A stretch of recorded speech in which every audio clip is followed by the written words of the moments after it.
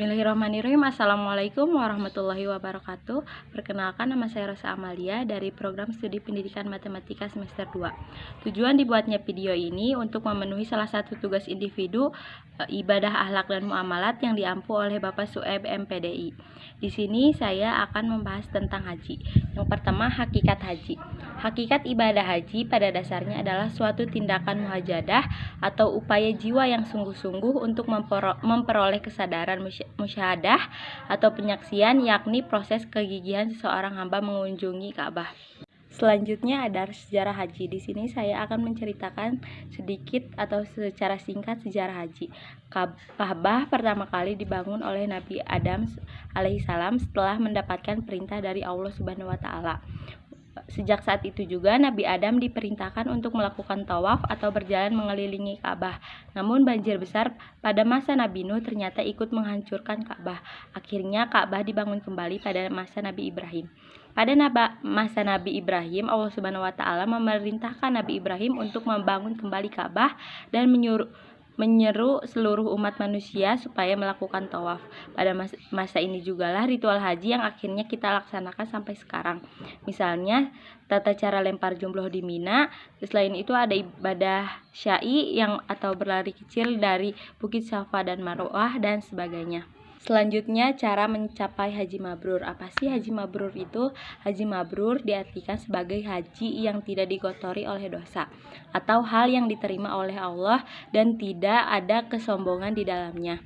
Selain itu, haji mabrur dapat merujuk kepada kondisi tanpa dosa yang diambil dari akar-akar kata albir yang berarti kebaikan atau ketaatan. Selanjutnya, syarat-syarat haji mabrur. Yang pertama, harus dilakukan dengan ikhlas karena Allah Subhanahu wa taala. Yang kedua, haji yang dilakukan sesuai dengan yang dicontohkan Nabi Shallallahu alaihi wasallam. Yang ketiga, harta yang dipakai untuk berhaji adalah harta yang mubah, bukan haram. Yang keempat, hendaknya menjauhi rafas atau mengeluarkan perkataan yang menimbulkan birahi atau bersetubuh, berbuat fasik dan berbantah-bantah. Selanjutnya ada tanda-tanda haji mabrur.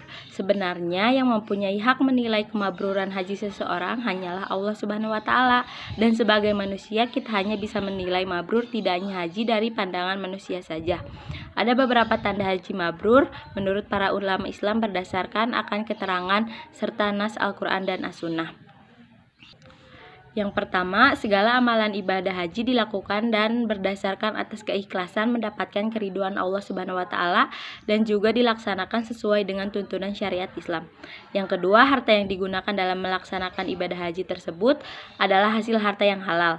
Yang ketiga, melaksanakan serangkaian ibadah haji yang telah dituntunkan dan ditambah serta dipenuhi dengan amalan-amalan ibadah lainnya.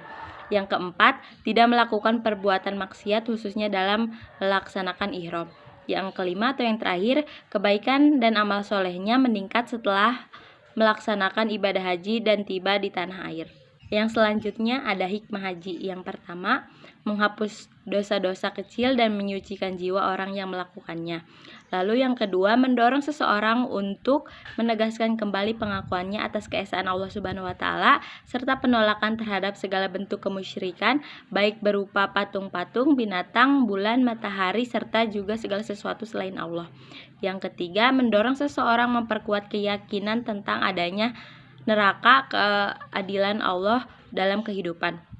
Yang keempat, mengantar seseorang menjadi hamba yang selalu mensyukuri nikmat Allah Subhanahu wa taala baik berupa harta dan kesehatan dan menanamkan semangat ibadah dalam jiwanya. Lalu yang terakhir ada makna spiritual haji.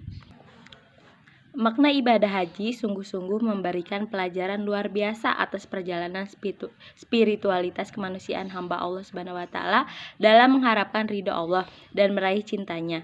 Pertama, sikap totalitas dalam beribadah lillahi ta'ala.